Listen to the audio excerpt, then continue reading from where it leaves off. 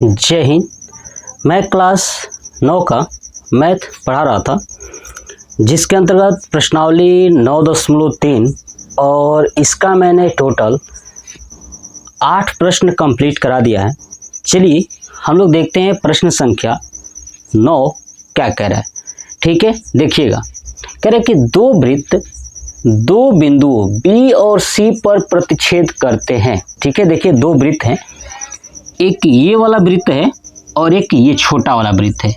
ये दोनों जो है ना कि वृत्त के जो बिंदु है यहाँ पे B और यहाँ पे है एक C, इन दोनों पे क्या करते हैं, प्रतिच्छेद करते हैं। ठीक है, B से जाने वाले दो रेखाखंड, ठीक है, B से जो है कि दो रेखाखंड जा रहे हैं ABD। देखिएगा AB और ये D, ये B से जा रहा है, और दूसरा PBQ, PB और ये Q, ये रेखाखंड जा रहा है। ठीक है, वृत्तों को AD और PQ पर क्रमशः प्रतिच्छेद करते हैं। ठीक है, देखिए ADPQ ये वृत्त को प्रतिच्छेद कर रहा है कि नहीं, है ना, वृत्त के ऊपर ये इसका मतलब प्रतिच्छेद कर रहा है।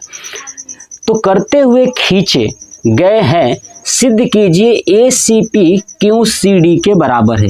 ACP यानी ये वाला कोण और QCD ये वाला कोण बराबर हमें सिद्ध करना। तो चलिए कैसे करोगे, ध्यान से देखिएगा। सबसे पहले इसको करने के लिए मैं लिखूंगा रचना।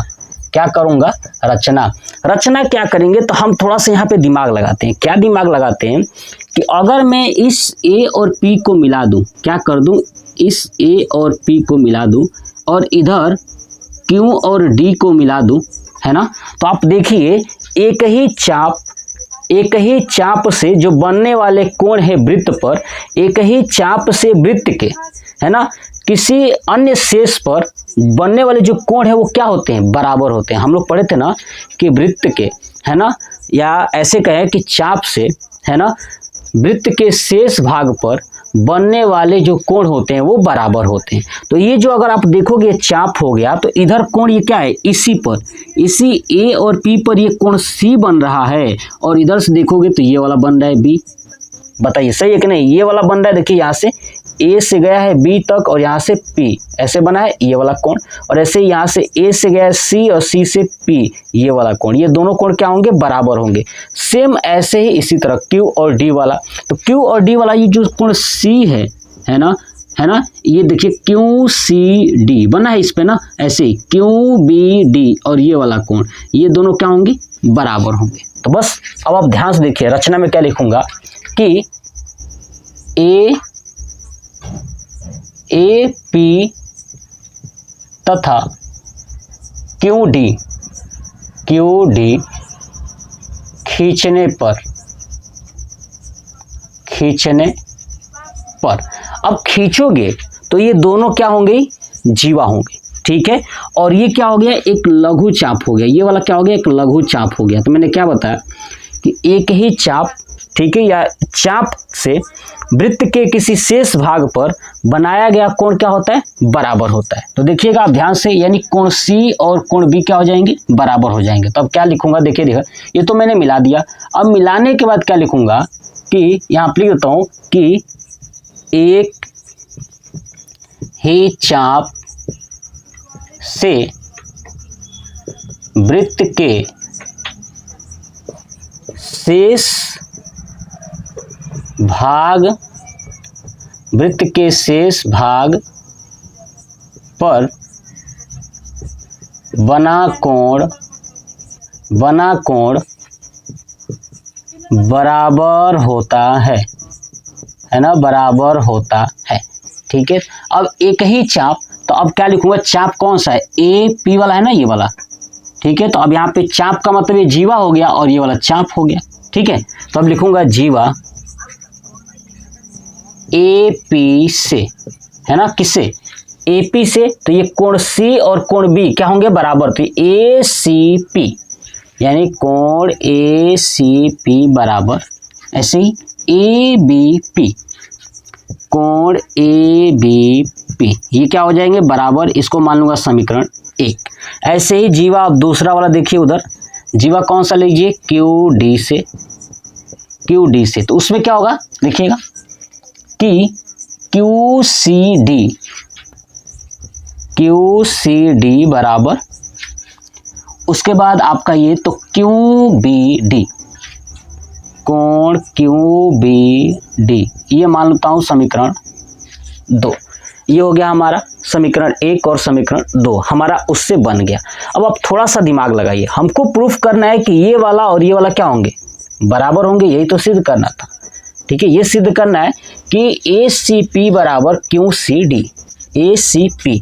अब देखिए यहाँ पे ये दो रेखा है ना, एक ए बी डी और पी बी क्यू, ये रेखा है ना, कहा हुआ था कि दो रेखाखंड ए बी डी और पी बी क्यू, रेखाखंड है ना, तो लिखूंगा क्या कि दो रेखाखंड कौन सा है, ए बी डी तथा पी बी क्यू, ठीक है में। अब ये दो रेखाखंड है, अब देखिए ना ये दोनों रेखाखंड जो बिंदु बी पर प्रतिच्छेद कर रहे हैं, तो ये वाला कोण और ये वाला कोण आपस में बराबर होगा शीर्षाभिमुख से। देखिएगा ये एक है ये वाला, तो ये वाला कोण और ये वाला कोण बराबर हो जाएंगे शीर्षाभिमुख से।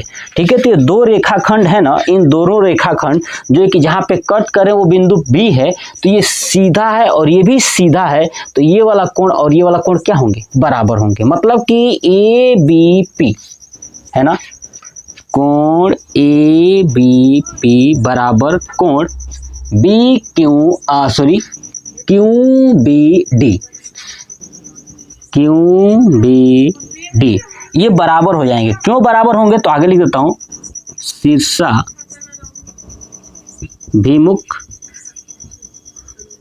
कोण से।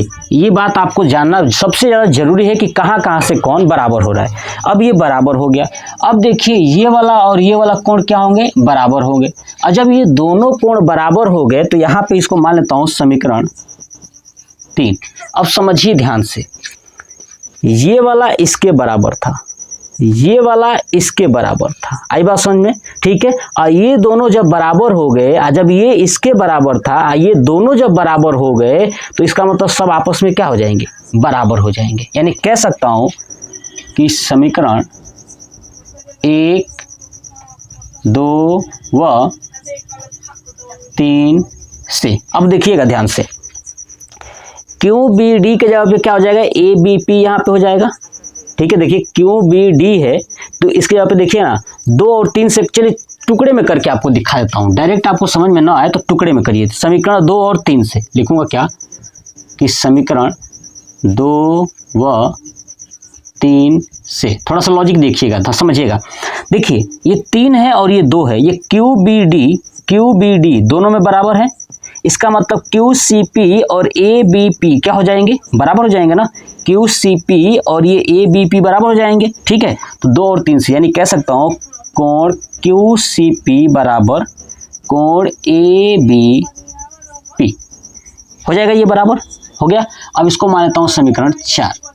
अब देखिए, अब ये समीकरण 1 और 4 से कर देता हूँ, तो लिखूंगा समीकरण 1 व 4 से, है ना, टुकड़े टुकड़े में शायद आपको अच्छे से समझ में आ जाए। तो चलिए अब देखिए यहाँ पे क्या देखिएगा, 4 में देखिए ए बी पी ये बराबर है 1 और 4 में, तो क्या हो जाएगा ए सी पी और क्यू सी पी क्या हो जाएंगे बराबर, कोण ए सी पी बराबर कोण क्यू सी डी। यही तो सिद्ध करना था, देखिएगा सिद्ध करना यही तो हो जाएगा प्रूफ।